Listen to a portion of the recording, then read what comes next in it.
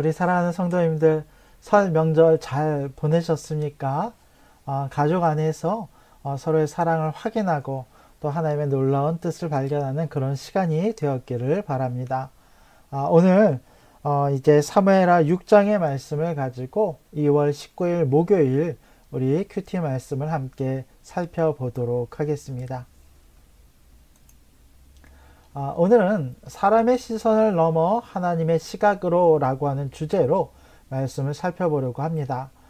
우리가 이제 월요일부터 수요일까지는 영상으로 살펴보진 않았지만 우리가 카톡의 글을 통해서 우리가 이 말씀을 충분히 묵상한 줄로 압니다. 다윗이 예루살렘 성전 안에 그 마음의 소원이었던 이 법궤를 가지고 오게 됩니다. 그 법궤를 가져오는 중간에 여러 가지 우여곡절이 많았지만 결국 하나님의 은혜 가운데 이 법궤를 무사히 안치하는 데 성공하는 것을 볼 수 있습니다. 그때 다윗은 그것이 너무도 기뻤어요. 그래서 제사장의 이 에봇의 옷을 입고 있었을 때 그 옷이 다 흘러내렸음에도 불구하고 그것을 부끄럽게 여기지 아니하고 할 수 있는 대로 온 마음을 다해서 춤을 추며 하나님을 경배했던 그런 장면을 우리가 살펴본 바 있습니다. 자, 그리고 나서 이 모든 시간이 마무리되는 중에 있습니다. 자, 먼저 말씀을 보면 이렇게 시작을 하죠. 다윗이 번제와 화목제 드리기를 마치고, 이 예루살렘 안으로 법궤를 들여오면서 이 법궤가 6걸음이 떨어질 때마다 번제와 화목제로 하나님께 예배를 드렸던 것을 알 수 있습니다. 이 번제와 화목제 드리기를 모두 마치고 이 법궤가 무사히 안치되었다라는 거예요. 자, 만군의 여호와의 이름으로 다윗이 백성에게 축복을 합니다. 자, 그리고 나서 무엇을 하냐면 모든 백성 이스라엘 무리에게 남녀를 막론하고 떡 1개, 고기 1조각, 건포도 떡 1덩이씩을 나눠주면서 모든 백성이 각기 집으로 돌아갔다라고 되어 있습니다. 이게 어떤 의미입니까? 우리도 그렇지 않습니까? 좀 더 복되고 은혜로운 예배의 자리가 되었을 때 그 이후에 우리가 이를테면 식탁 교제를 나누듯이 아니면 우리가 추수감사절날 끝나고 떡을 준비를 하잖아요. 이 특별한 날 하나님의 은혜를 나누고 감사를 나누면서 또 돌아가는 길에 이 떡을 가지고 나갈 때 모든 백성들의 마음이 영이 채워지고 또 육이 채워지는 것이 또 얼마나 기쁜 일이 되겠습니까? 이것을 가지고 모든 백성들이 이제 기쁜 마음과 만족한 마음을 가지고 집으로 돌아갔다라고 되어 있습니다. 자, 그런데 이때에도 여전히 마찬가지로 이 모든 일에 만족하지 못하는 단 한 사람이 있었다라고 성경은 기록하고 있다라는 거예요. 그것이 누구입니까?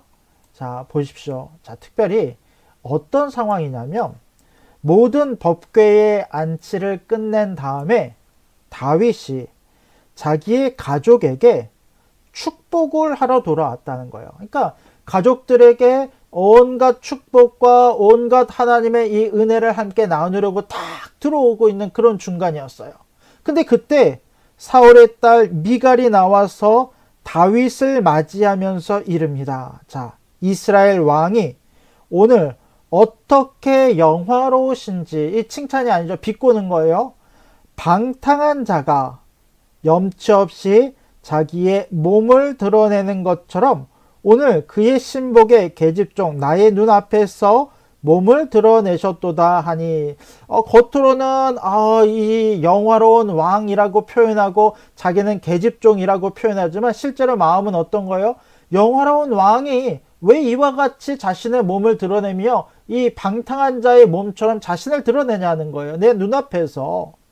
자, 이런 미갈 앞에서 다윗이 이렇게 이야기합니다. 다윗이 미갈에게 이르되 이는 여호와 앞에서 한 것이라. 자, 지금 다윗이 법궤가 들어올 때 춤추며 경배하며 옷이 흘러내리는 것도 모르면서 이 기쁨을 표현했던 것은 미갈에게 보이기 위해서입니까?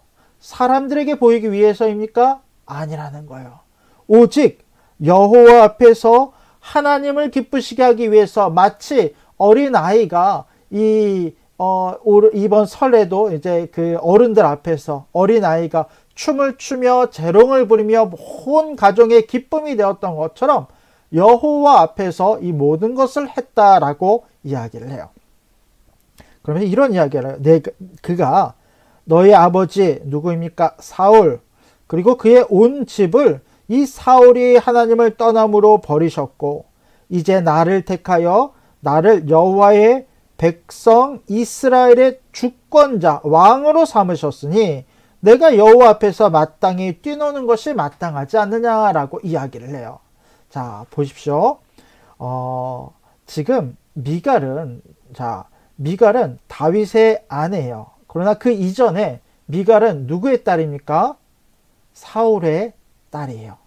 즉 그는 이를테면 오늘날로 말하면 이제 공주가 되는 거예요. 근데 이 사울이 자기의 아버지를 생각할 때, 그러니까 미갈이 자기의 아버지 사울을 생각할 때는 사울은 채통도 있었고 또 어떤 이제 사람들 앞에 위엄도 있었고 키도 크고 장대하면서 사람들에게 인정받을 만한 것이 많은 사람처럼 보였잖아요. 근데 거기에 비해서 사울은 이와 같이 했는데 다윗 왕은 왜 이렇게 비천한 자와 같이 채통을 지키지 못합니까? 라고 이야기를 하는데, 그래서 정작 사울은 사람들 앞에서는 채통이 있었을지 모르지만 하나님 앞에서는 어땠습니까? 하나님 앞에서는 오히려 믿지 않는 자처럼 되어서 결국 하나님을 떠나고 불순종하는 죄인으로 하나님께 버림을 받지 않았습니까? 그러나 다윗은 달랐죠. 다윗은 지금 채통 없이 행하는 것처럼 보이지만 누구보다도 하나님의 선택받은 자로서 기름 부음 받은 자로서 하나님이 기뻐하시는 일을 온전히 순종하며 행하는 것을 우리가 보게 되더라라는 것입니다. 이것이 미갈이 보는 눈과 이 다윗이 보는 눈의 차이를 우리 가운데 소개해주고 있다라는 거예요. 그러면서 다윗은 이렇게 이야기합니다. 내가 이보다 더 낮아져서, 자, 지금 네가 나를 낮다라고 이야기하지만 나는 하나님 보시기에 이 즐거운 것, 하나님 보시기에 기쁘게 하는 것이 나에게 있어서 최우선 가장 중요한 일이기 때문에 지금보다 더 낮아지는 것이 나에게는 아무것도 아니다.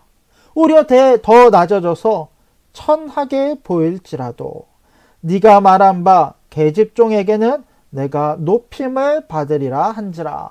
네가 나를 이와 같이 말한다라고 할지라도, 이와 같이 비꼬면서 나를 천대한다라고 할지라도, 그러나 하나님이 나를 높으심으로 모든 계집종 그리고 모든 사람들에게 높임을 받는 자가 될 것을 이야기하고 있어요. 그러면서 이렇게 이야기합니다. 그러므로 사울의 딸 미갈이 죽는 날까지 그에게 자식이 없느니라.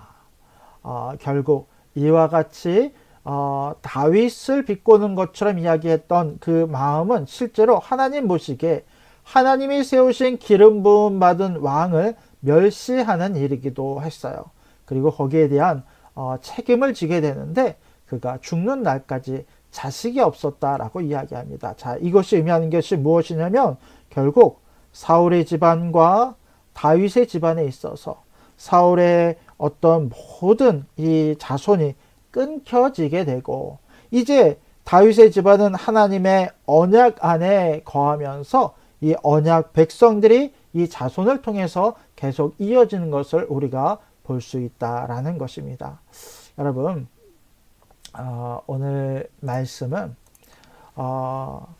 다윗과 이 미갈의 시각이 어떻게 달랐는지를 우리 가운데 보여주고 있습니다. 여러분, 우리는 어떻습니까? 우리는 이 땅을 살아가면서 세상 사람들에게 보여지는 체면, 또 사람들에게 어떻게 인정받을까를 중요하게 생각하며 살아가고 있지는 않습니까? 그러나 어떤 경우에도 우리에게 있어서 가장 중요한 것은 하나님 한 분뿐임을 기억할 수 있는 우리가 되기를 원합니다.